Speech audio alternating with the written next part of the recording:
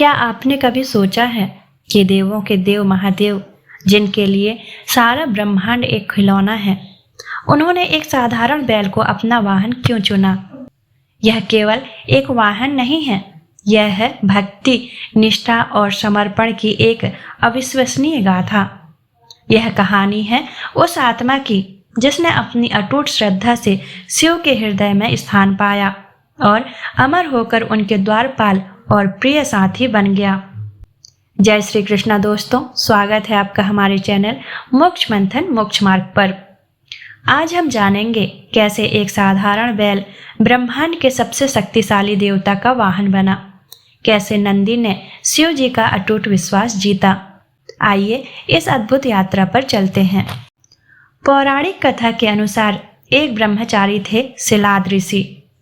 ब्रह्मचारी व्रत का पालन करते करते शिलाद ऋषि के मन में एक भय बैठ गया। भय था कि बिना संतान उनकी मृत्यु के बाद उनका वंश समाप्त हो जाएगा। इसीलिए उन्होंने अपने वंश को आगे बढ़ाने के लिए एक बच्चा गोद लेने का मन बनाया। मन तो ऋषि शिलाद ने बना लिया, लेकिन दुविधा यह थी कि ऋषि ऐसे बालक को गोद लेना चाहते थे जिस पर भगवान शिव की असीम कृपा हो। अब ऐसा बालक ढूंढने से भी मिलना मुश्किल था, तो ऋषि भगवान शिव की घोर तपस्या में लीन हो गए। लंबे समय तक तप करने के बाद भी उन्हें इसका कोई भी फल प्राप्त नहीं हुआ। ऐसे में ऋषि शिलाद ने अपनी तपस्या को और भी कठोर कर दिया।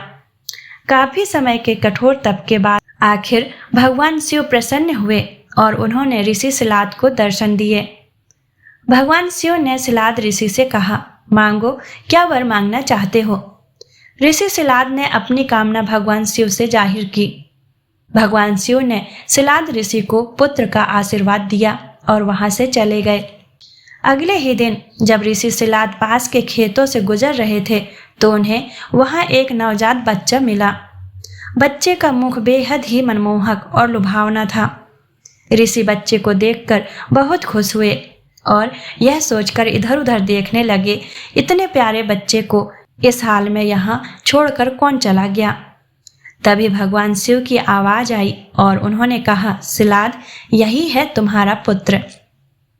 अब तो शिलाद ऋषि की प्रसन्नता का कोई ठिकाना ही नहीं था। वह उसे अपने साथ अपने घर ले आए और उसका लालन पालन करने लगे। देखते ही देखते नंदी बड़ा हो गया। एक दिन ऋषि शिलाद के घर दो सन्यासी आए। ऋषि शिलाद की आज्ञा से नंदी ने दोनों सन्यासियों का खूब आदर सत्कार किया, उन्हें भोजन कराया और उनकी सेवा की। ऋषि शिलाद के घर मिले इस सेवा भाव से दोनों सन्यासी अत्यधिक प्रसन्न हुए। उन्होंने ऋषि शिलाद को दीर्घायु का आशीर्वाद दिया। लेकिन नंदी, जिसने उनकी इतने मन से सेवा की थी, उसके लिए एक शब्द भी नहीं कहा। सन्यासियों द्वारा ऐसे किए जाने पर ऋषि शिलाद को आश्चर्य हुआ। अपनी जिज्ञासा को शांत करने के लिए शिलाद ने सन्यासियों से ऐसा करने के पीछे की वजह पूछी। तब सन्यासियों ने बताया कि आपके इस पुत्र की आयु बहुत कम है, इसलिए हमने इसे कोई आशीर्वाद नहीं दिया। नंदी ने सन्यासियों की यह बात सुन ली। नंदी ने अपने पिता से कहा, आपने मुझे स्वयं भगवान शिव के आशीर्वाद से पाया है, तो मेरे इस जीवन की रक्षा भी भगवान शिव ही करेंगे।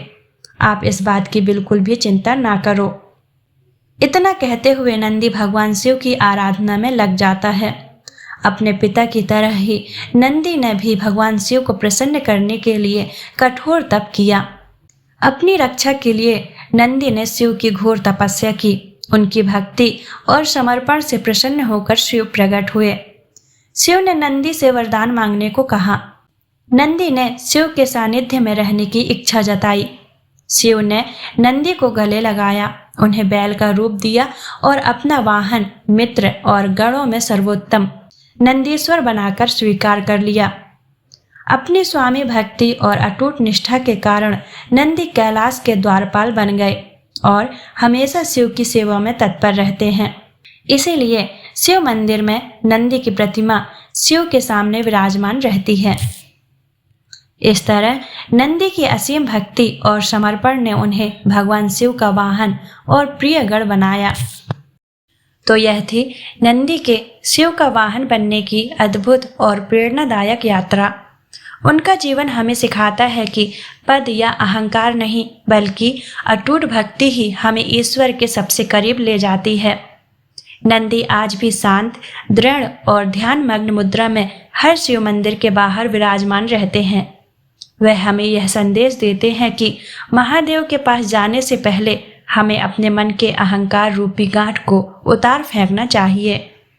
अगली बार जब आप किसी शिव मंदिर में जाएं, तो नंदी के दर्शन अवश्य करें, क्योंकि माना जाता है कि नंदी के कान में कही गई हर इच्छा सीधे महादेव तक पहुंचती है। यह कथा एक भक्त और भगवान के अविस्मरणीय बंधन की अमर कहानी है। आपको नंदी की यह कथा कैसी लगी, हमें कमेंट्स में ज़रूर बताएं। अगर आपको यह वीडियो पसंद आई तो इसे लाइक करना ना भूलें और ऐसी ही पौराणिक कथाओं और ज्ञानवर्धक वीडियो देखने के लिए हमारे चैनल को सब्सक्राइब करें और बेल आइकन दबाएं ताकि आप कोई भी नया वीडियो मिस ना करें। मिलते हैं अगली वीडियो में, तब तक के लिए हर हर महादेव।